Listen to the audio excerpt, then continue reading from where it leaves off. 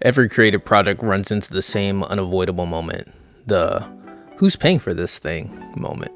This is where a lot of good projects slow down or just flat out disappear. And not because the idea is weak, but the financial path forward is unclear or just too uncomfortable to really navigate. There are many options to consider, but today we'll be talking about self-funding and crowdfunding. These are two very different financial strategies, each with their own risks, benefits, and pressures. The choice affects your cash flow, your stress level, and how much room you have to recover if something goes wrong. Hi, they call me Pi, and I'm working on an indie card game called Your Class Rep, and this decision has shaped my project more than anything else. In this video, I want to break down self-funding versus crowdfunding by looking directly at the money side of the equation. Let's get into it.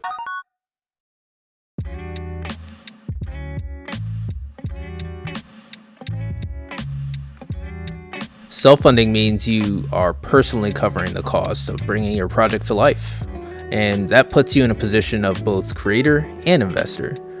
Every expense comes out of your own pocket, and trust me, your pockets feel that reality very quickly. The upside, though, is you control how much money is at risk and when it's spent.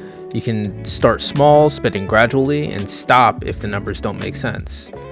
The trade-off is growth is tied directly to your available cash, and any losses are yours to absorb. Here, let's dive a little deeper into the advantages and disadvantages.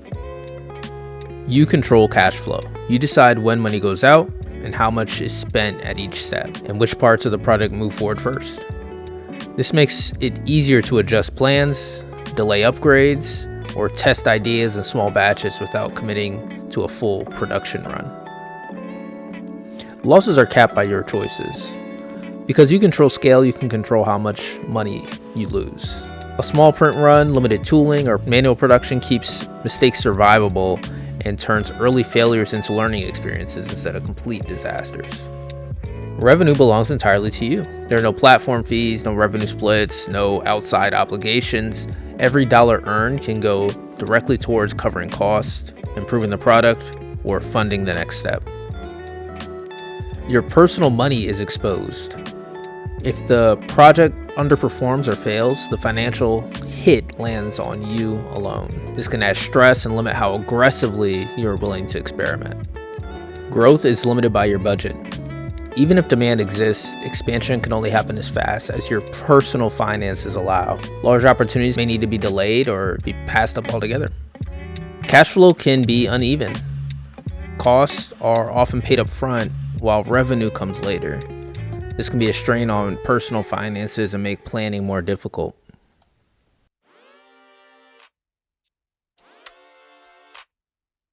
Crowdfunding shifts the financial burden away from a single person and spreads it across a group of supporters.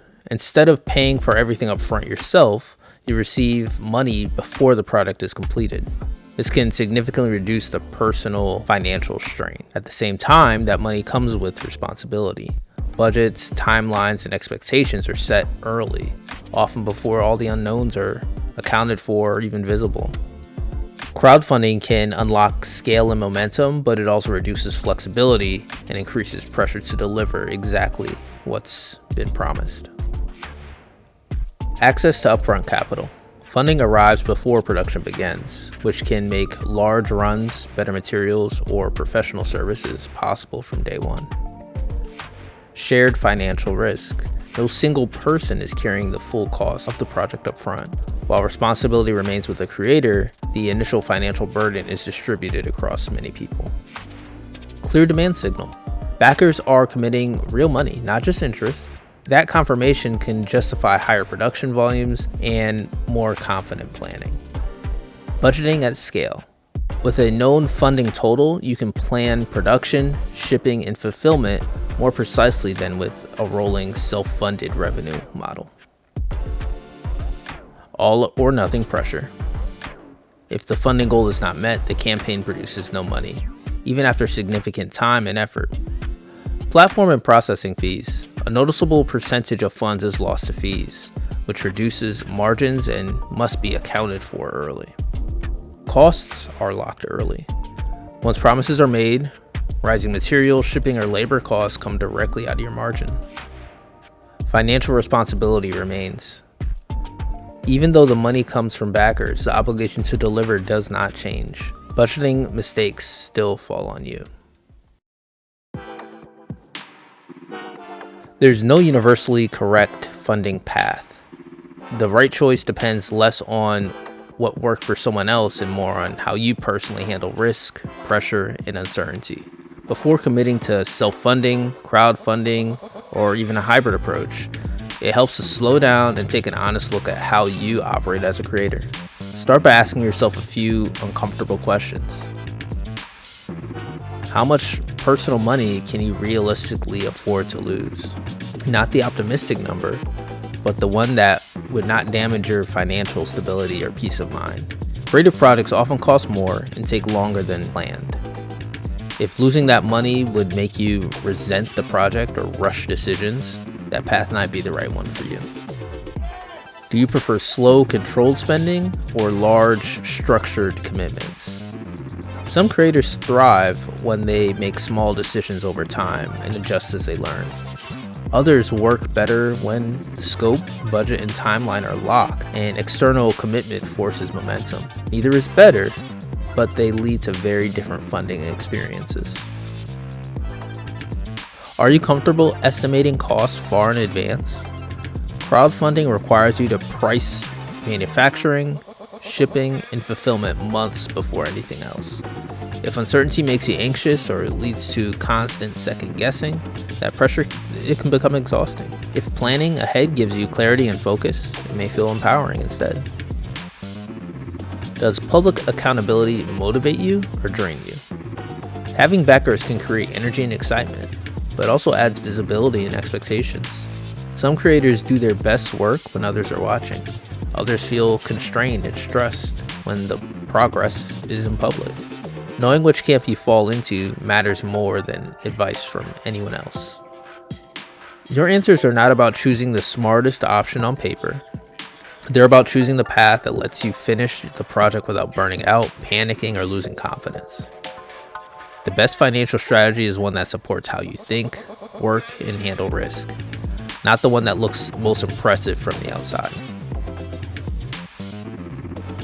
Just a quick pause. If you enjoy thoughtful breakdowns like this and want to follow the real financial and creative journey behind your class rep, consider subscribing to my YouTube channel. I'm working towards monetization this year, and your support helps the project grow. Thanks, guys. Thankfully, this does not have to be an either-or decision. A hybrid approach lets you use each funding method for what it does best. You can start with crowdfunding to validate interest and fund the initial run, then reinvest profits through self-funding as you refine and expand the project. Or you can start by self-funding small releases to learn production costs, identify issues, and understand your audience. Once the numbers are clearer and confidence is higher, crowdfunding becomes a way to scale rather than a leap of faith. For your class rep, I'm choosing the second path. I'm self-funding early to test the game and tighten the experience. When I understand the real costs and real demand, Kickstarter becomes a tool for growth instead of a gamble. Self-funding and crowdfunding are not moral choices or creative identities. They're financial strategies with different risks. One prioritizes control and gradual growth. The other prioritizes capital and momentum. The best option is the one that lets you keep creating without putting yourself in a financial hole.